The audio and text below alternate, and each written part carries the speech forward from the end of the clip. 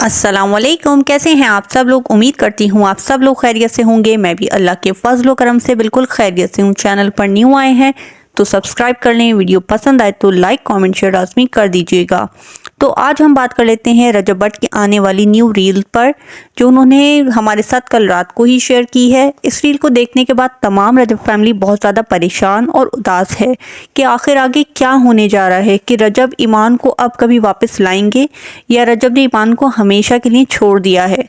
रजब भट्ट ने उस रील में हाथ में गुलाब पकड़े हुए हैं और वो चलते हुए आगे जाते हैं और गुलाब को नीचे फेंक कर जूते से मसलते हुए पाँव मारकर साइड पर कर देते हैं, जिसको देखने के बाद सब यही सोच रहे हैं कि शायद रजब के दिल से ईमान बिल्कुल उतर चुकी है, क्योंकि वैलेंटाइंस डे पर इस रील को शेयर करने का क्या मतलब था।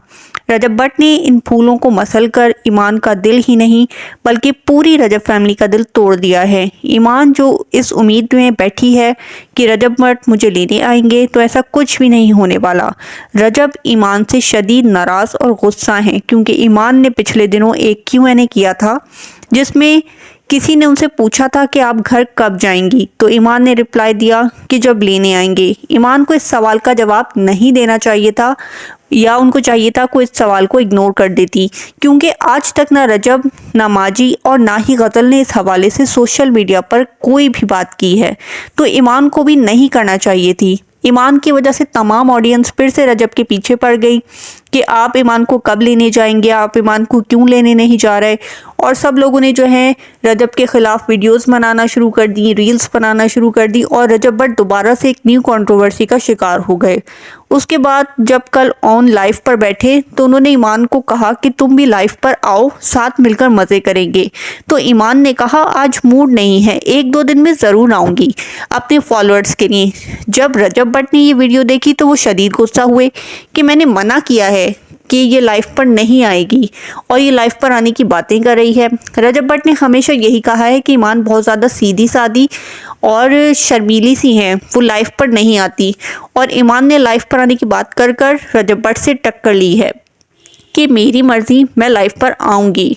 ऑन आपको शर्म आनी चाहिए। जब रजब ने ईमान को लाइव पर आने से मना कर रखा है, वो उनकी बीवी हैं, उनके निकाह में हैं, तो आप उनको क्यों लाइव पर आने के लिए कह रहे हैं? इस तरह तो ईमान का घर तबाह हो जाएगा, और वजह सिर्फ आप होंगे, क्योंकि आप ईमान को लाइव पर आने के लिए कह रहे हैं। आपने तो कस्में खाई थी कि जो है आप रजब, ईमान और किवान को साथ देखना चाहते हैं, तो फिर ये सब क्या है? अगर आप अपनी बहन का घर बसाना चाहते हैं तो आप उसे लाइफ पर क्यों बुला रहे हैं? आप उसको क्यों उकसा रहे हैं वो सब काम करने पर, जिससे जो है रजब भट्ट ने, उनके शौहर ने उनको मना कर रखा है। ईमान की ये सब हरकतें देख कर ना रजब का पारा बहुत ज़्यादा हाई हो चुका है, और वो फूल तोड़कर मसलकर जूतों से जो है उन्होंने फेंका है। उसका मतलब यही है कि ईमान तुम मेरे दिल से उतर चुकी हो। आदमी बिल्कुल भी बर्दाश्त नहीं करता कि उसकी बीवी इस तरह से उसके मना करने के बावजूद वही काम करे जो उसको सख्त नापसंद है। एक तरफ आप कह रही हैं कि कोई लेने आएगा तो जाऊंगी, और दूसरी तरफ आप ऐसी हरकतें कर रही हैं जिनको देखकर जब आपको लेने शायद कभी भी ना आए। ईमान कुछ होश करें, अकल को हाथ मारें। इन सब कामों से नुकसान आपका ही है। रजब का क्या है, वो दूसरी शादी कर लेंगे, उनको लड़कियों की कमी नहीं है। उनके पास माशाल्लाह से इतना फेम है, इतना रुपया पैसा है कि उनसे कोई भी लड़की शादी करने के लिए तैयार हो जाएगी।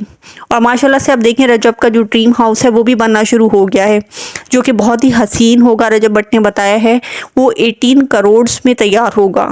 हम तो यही चाहते हैं कि उस ड्रीम हाउस में आप और किवान रजब के साथ रहें। ईमान प्लीज़ ये स्टोरीज़ और लाइव पर आना बंद कर दें। अपने शौहर को कॉल करें, अपने मामलात को हल करने की कोशिश करें और उनको बोलें कि मुझे लेने आ जाएं, और हो सके तो रजब की वालदा को कॉल करें। अपने रवैये की सॉरी करें। अगर सॉरी से घर बच जाता है तो वाई नॉट, आप कर लें। माजी बड़ी हैं, आप सॉरी करें, शायद उनका दिल जो है आपकी तरफ से नरम हो जाए और वो आपको माफ़ कर दें और लेने चली आएँ।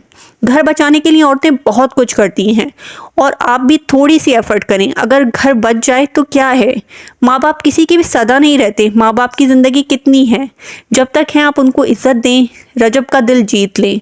उसके माँ बाप हैं, वो खुश होगा अगर आप उनकी इज़्ज़त करेंगी, और आपकी जो जगह है वो रजब के दिल में भी बढ़ जाएगी। थोड़ा सा कॉम्प्रोमाइज़ करके देखें तो आगे आपकी ज़िंदगी में बहारें ही बहारें होंगी। जो आप चाहेंगी, जैसे आप चाहेंगी, रजब आपकी बात मानेंगे। आप थोड़ी सी उनका मान कर देखें।